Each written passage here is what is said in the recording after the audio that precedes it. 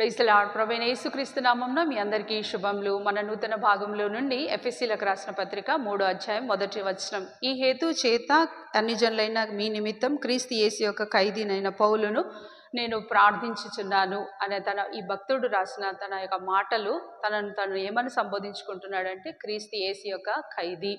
మనం అనేక మార్లు ఏదైనా కవితలు చదివేటప్పుడు కానీ ఏదైనా రాతలు చదివేటప్పుడు కానీ అక్కడ కవి తనను అనేకమైన వాటితో పోల్చుకుంటూ ఆ కవితలు రాస్తూ ఉంటాడు. ఇక్కడ భక్తుడు తనను పోల్చుకుంటూ లేకపోతే ఆ రూపంలో ఉన్నా అని చెప్తలేడు. నిజంగానే తను ఒక ఖైదీగానే ఒక గదిలో బంధించబడి ఉన్నాడు. ఆయన ఇక జడ్జి యొక్క తీర్పు కొరకు అక్కడ వెయిటింగ్లో ఉన్నాడు. అనుకూలమైన పరిస్థితులలో తను ఈ మాటలు రాయట్లేదు, కానీ ఎంతో అనానుకూలమైన పరిస్థితుల్లో అది కేవలం తను ఏదైనా చేసిన దాన్ని బట్టి కాదు, కానీ క్రీస్తు యేసు యొక్క సువార్తను చెప్పినందుకు తనని ఏం చేయబడ్డది, బంధించబడి ఉన్నాయి.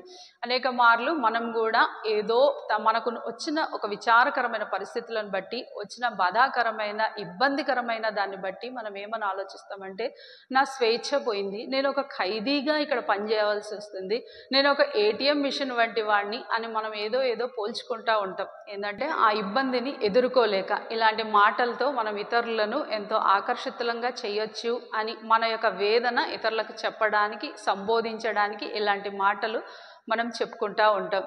ఒక ఆంటీ కూడా ఇలానే నాతో మాట్లాడుతూ ఏమంటున్నారంటే, నేను ఒక ఇంట్లో ఖైదీని అయిపోయినా, నాకంటూ ఒక స్వేచ్ఛ లేదు, నేను ఎల్లప్పుడూ ఇంట్లోనే పని చేయవలసి వస్తుంది, ఇక నాకు ఏం లేదు.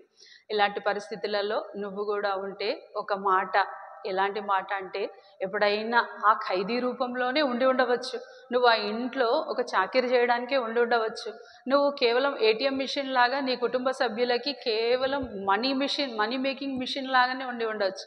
ఇవన్నీ పక్కకు పెడితే ఎప్పుడైనా ఒంటరితనంలో ఈ మాట చెప్పావా, నేను నా కుటుంబం అనుకుంటూ నువ్వు సాగించుకుంటూ వెళ్ళిపోయినావు, నేను నా ఫ్రెండ్స్ అనుకుంటూ వెళ్ళిపోయినావు. ఇలాంటి పరిస్థితుల్లో ఎప్పుడైనా ఒకసారి ఒంటరిగా దేవుని దగ్గరికి వచ్చి దేవుడు నేను అని ఒక మాట అని కాసేపు ఆయన దగ్గర కూర్చుంటే చాలు, నిజంగానే ఆయన నీ పక్కనే వచ్చి నీ దగ్గరనే ఉంటాడు. దేవుడు నేను అనే మాట పదే మనం ఉంటే, ఆయన యొక్క ప్రేమతో మనం కూడా బంధించబడి ఉంటే, ఆయన యొక్క కృపను మనం కూడా అనుభవిస్తాం.